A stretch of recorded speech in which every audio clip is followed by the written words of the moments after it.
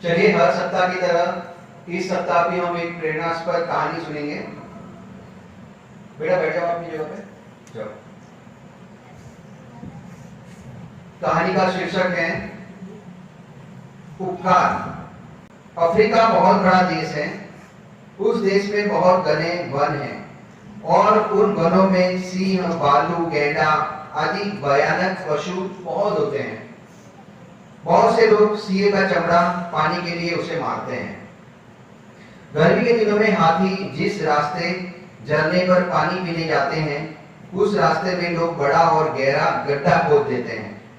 उस गड्ढे के चारों ओर भाले के समान नोक वाली लकड़ियों को गाड़ देते हैं। फिर गड्ढे को पतली लकड़ियों और पत्तों से ढक देते हैं। जब हाथी पानी पीने निकलते हैं तो उनके दल में सबसे आगे चल रहा हाथी गड्ढे के ऊपर बिछी टहनियों के कारण गड्ढे को देख नहीं पाता और जैसे ही टहनियों पर पैर रखता है, टहनियां टूट जाती हैं और हाथी गड्ढे में गिर जाता है। हाथी पकड़ने वाले उस हाथी को लाकर पहले कई दिनों तक भूखा रखते हैं।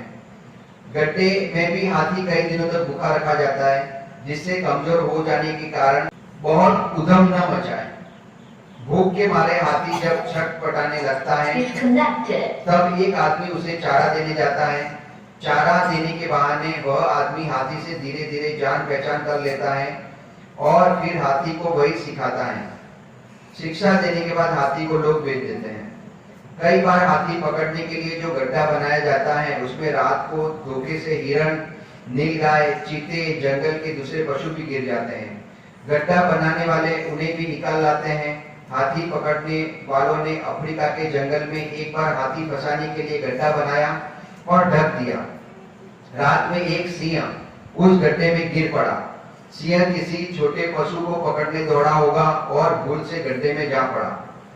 एक शिकारी उधर से निकला। उसने सिंह को गड्ढे में गिरा देखा। वीर पुरुष किसी को दुख में दुखी देखकर उसे मारते नहीं, उसकी सहायता करते हैं। सिंह बार बार उछलता था, परंतु गड्ढे के चारों ओर गड़ी नोक वाली लकड़ियों से उसे चोट लगती थी और वह फिर गड्ढे में गिर जाता। शिकारी ने एक रस्सी में 2 लकड़ियों को बांधा और पेड़ पर चढ़ गया। पेड़ पर रस्सी खींचकर उसने लकड़ियां उखाड़ दी। शिकारी ने नीचे से लकड़ियां इसलिए नहीं उखाड़ी कि गड्ढे से निकलने पर सिंह उसे मार न डाले। 2 लकड़ियां उखाड़ने से सिंह को रास्ता मिल गया। वह उछलकर गड्ढे से बाहर आया और जंगल में चला गया। वही शिकारी एक दिन झरने के किनारे पानी पीकर बंदूक रखकर बैठा था। वह बहुत थक गया था, इसलिए लेट गया। उसे नींद आ गई। इतने में वहां पर एक चीता आया और शिकारी को मारने के लिए उस पर चढ़ बैठा। बेचारा शिकारी डर के मारे चिल्ला भी न सका। इतने में एक भारी सिंह जोर से गरजा। उसकी गर्जना सुनकर चीता पूंछ दबाकर भागने लगा, पर सिंह चीते के ऊपर कूद पड़ा और उस चीते को मार डाला।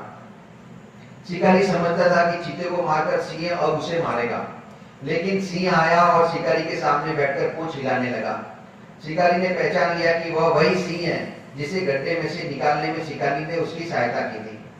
सिंह जैसा भयंकर पशु भी अपने उपकार करने वालों को नहीं भूला।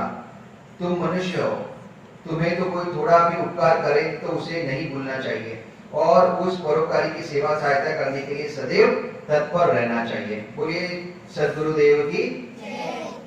कहानी से हमें शिक्षा मिलती है कि एक शिकारी ने एक शेर की मदद की और कुछ दिनों बाद उस शिकारी पर चीते ने अटैक किया तो वो शेर उसको बचाने आ गया। एक जानवर होके भी उस पर किया गया जो उपकार था वो नहीं भूला। तो हम तो मनुष्य हैं, अगर हमारे ऊपर कोई कभी उपकार करता है तो हमें जीवन में कभी नहीं भूलना चाहिए और हमेशा जीवन में उसकी सेवा करने के लिए हमें तत्पर रहना चाहिए, उसकी सेवा करने के लिए और सहायता करने के लिए तत्पर रहना चाहिए।